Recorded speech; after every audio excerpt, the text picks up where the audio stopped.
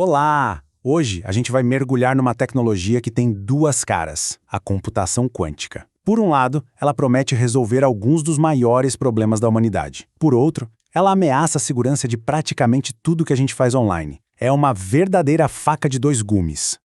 Para começar, vamos com uma pergunta que dá até um frio na espinha. E se toda mensagem criptografada, não só as de hoje, mas todas as do passado também, corressem o risco de serem lidas por qualquer um? Pois é, a simples possibilidade de a resposta ser sim já inaugura uma era de ameaças digitais totalmente nova. E essa ameaça já tem até nome: colete agora, decifre depois. A estratégia é tão simples quanto assustadora. Pensa só, tem gente e até governos coletando montanhas de dados criptografados hoje, agora mesmo. A aposta deles é que daqui a alguns anos, os computadores quânticos vão se achar em mestra para abrir tudo isso e revelar cada segredo ali dentro. Mas qual é o tamanho real dessa ameaça? Para a gente entender o risco de verdade, precisamos ver como exatamente a computação quântica consegue derrubar as muralhas que protegem o nosso mundo digital hoje. A escala da diferença é o que choca. Pensa assim, um supercomputador dos mais potentes que a gente tem hoje levaria séculos, isso mesmo, séculos, para quebrar a criptografia que protege nossas transações bancárias.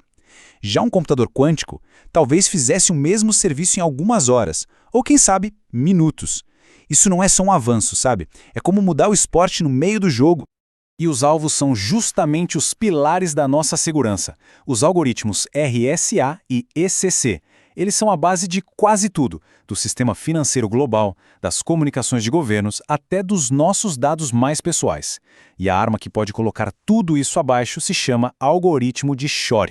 Roda ele num computador quântico e, de repente, aqueles problemas matemáticos super complexos que são a base da nossa segurança são resolvidos numa velocidade absurda. Ok, para a gente entender de onde vem esse poder todo, a gente precisa dar um passo atrás e entender a máquina. Afinal, o que faz um computador quântico ser tão diferente? Tudo começa na pecinha mais fundamental da informação. O bit de um computador normal é como um interruptor de luz. Ou está ligado, que é o 1, ou está desligado, o 0. Simples assim. Agora, o qubit, que é o bit quântico, aí a história é outra. Ele pode ser 0, pode ser 1, ou pode ser os dois ao mesmo tempo. Eu sei, parece estranho, mas é aqui que a mágica, ou melhor, a física quântica acontece. Essa habilidade de estar em vários estados de uma vez tem um nome: superposição. Imagina um labirinto. Um computador normal testaria um caminho, depois outro, depois outro. O computador quântico, ele consegue de alguma forma explorar todos os caminhos ao mesmo tempo. É isso que dá a ele um poder de processamento paralelo que cresce de forma exponencial. E se não bastasse, ainda tem um entrelaçamento. É tipo uma conexão única entre dois ou mais qubits. Quando eles estão entrelaçados, o que acontece com um afeta o outro na mesma hora, instantaneamente. Não importa se eles estão a 1 metro ou a 1 milhão de quilômetros de distância. Não é à toa que o próprio Einstein chamou isso de ação fantasmagórica à distância. E é essa conexão que permite fazer cálculos super complexos que a gente nem sonhava em conseguir fazer antes. E o crescimento desse poder é o que impressiona. Olha só, 2 qubits equivalem a 4 bits normais, 3 qubits a 8, 4 a 16. Parece que está indo devagar, né? Mas a curva é exponencial. Para ter uma ideia, com uns 300 qubits, só 300, um computador quântico conseguiria representar mais informações do que o número de átomos em todo o universo que a gente conhece. É um poder de computação que está em outra galáxia. Com tanto poder em jogo, é claro que o mundo inteiro entrou numa corrida maluca para ver quem consegue construir e, principalmente, controlar essa tecnologia primeiro. A gente está hoje no que os especialistas chamam de Era NISQ. É uma sigla em inglês para algo como computação quântica de escala intermediária e com ruído. Traduzindo, a gente já tem os processadores. Eles funcionam, só que eles são temperamentais, extremamente sensíveis. Qualquer coisinha, uma vibração, uma mudança mínima de temperatura já pode dar erro. O grande desafio agora, nesta década, é justamente esse: fazer eles funcionarem de forma estável e confiável. E o mais interessante é que não existe uma receita de bolo para construir essas máquinas. Tem várias equipes apostando em caminhos diferentes, cada um com seus prós e contras. Por exemplo, tem a turma dos supercondutores, que são super rápidos, mas também super frágeis. Tem quem use íons aprisionados, que são mais precisos, mas bem mais lentos. Outros estão tentando com átomos neutros ou até com fótons, que têm a vantagem de funcionar em temperatura ambiente. Basicamente, é uma grande corrida para ver qual dessas tecnologias vai dar certo primeiro. E quem está nessa corrida? Bom, todo mundo que importa. De um lado, nações, principalmente uma disputa estratégica forte entre Estados Unidos e China, que já colocaram a computação quântica como prioridade máxima. Do outro, os gigantes da tecnologia. IBM, Google, Microsoft, todas investindo bilhões. A IBM, por exemplo, está com a meta de ter um computador comercial funcionando até 2029. Mas ok, chega de falar de ameaça, porque o outro lado da moeda é igualmente impressionante. Além de quebrar códigos, o que de bom, de revolucionário, essa tecnologia pode trazer para a gente? E para ver que a promessa é real, é só seguir o dinheiro. O mercado de computação quântica está previsto para pular de uns 300 milhões de dólares em 2024 para mais de 4 bilhões até 2030. É um crescimento absurdo, que mostra quanta gente está apostando que esse potencial vai se concretizar. E esse investimento todo tem um motivo. As aplicações são de ficção científica.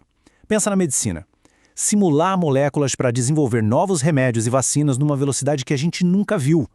No mercado financeiro, resolver problemas de otimização que hoje são impossíveis. Na ciência, desenhar materiais novos, átomo por átomo. E claro, a computação quântica também é a chave para criar códigos de segurança que sejam teoricamente inquebráveis e talvez até para dar vida a uma nova geração de inteligência artificial. Certo. Então a gente tem uma tecnologia que é promessa e ameaça ao mesmo tempo. A pergunta é, como aproveitar o lado bom e se defender do lado ruim? A boa notícia é que o trabalho para construir um mundo à prova de quântica, digamos assim, já começou. A questão-chave é essa: como é que a gente vai proteger nossos dados nesse novo cenário? E a comunidade global de segurança, felizmente, está correndo atrás da resposta. E a resposta tem um nome: criptografia pós-quântica, ou PQC para encurtar. A ideia é bem direta: desenvolver novos tipos de criptografia que sejam tão casca-grossa que nem um computador quântico superpotente do futuro consiga quebrar. Basicamente, é criar um novo padrão de segurança já pensando nesse futuro. E isso não é papo para o futuro não. Está acontecendo agora. O NIST, que é o Instituto de Padrões dos Estados Unidos, começou esse trabalho lá em 2016. Agora, em 2024, eles publicaram os primeiros padrões oficiais. E a partir de 2025, começa a corrida de verdade. Empresas e governos do mundo todo vão ter que começar a migrar seus sistemas para essa nova proteção. E a gente já conhece os primeiros heróis dessa nova era da segurança. São algoritmos com nomes que parecem de filme, tipo Crystals Kyber e Crystals de Lithium. Um serve para proteger a troca de chaves secretas, o outro para garantir que as assinaturas digitais são verdadeiras. Pensa neles como as novas fechaduras, os novos cofres do mundo digital, já construídos para aguentar o tranco de um ataque quântico. Então, o mais importante de entender sobre tudo isso é o seguinte: a tal revolução quântica não vai ser um Big Bang, uma coisa que acontece de um dia para o outro. É um processo, uma evolução contínua. A próxima década vai ser a da engenharia quântica. O foco não vai ser só em ter mais qubits, mas em ter qubits melhores, mais estáveis, com menos erros, mais confiáveis. E tudo isso nos traz de volta a grande pergunta. A era quântica não é mais uma possibilidade, ela está batendo na porta. É uma tecnologia que traz ao mesmo tempo uma ameaça quase existencial para a nossa vida digital e a promessa de um progresso que a gente nem consegue imaginar direito. A questão que fica no ar para todo mundo é: estaremos prontos para navegar neste novo futuro?